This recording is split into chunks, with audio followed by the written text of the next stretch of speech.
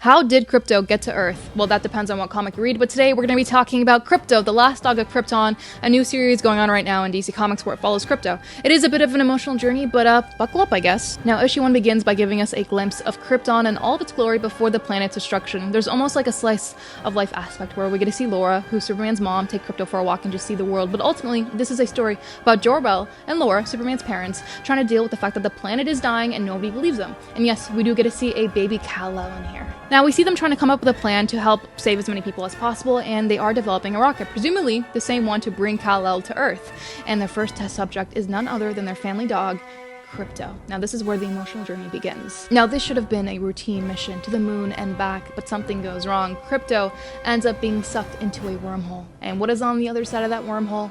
None other than Earth. And he lands in Metropolis, but Clark Kent does not find him, no.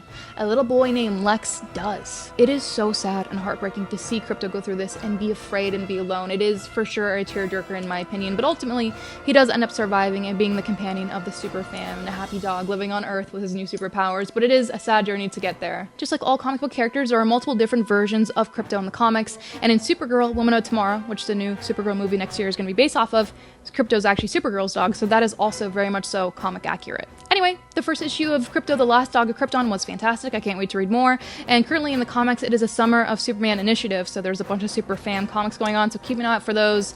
I always check new comics on the League of Comic Geeks, and I read a lot of DC Comics on the DC Universe Infinite app. Not sponsored, just giving you some details, and yeah, stay tuned for more content. I'm going to make a lot more Supergirl content, don't you worry.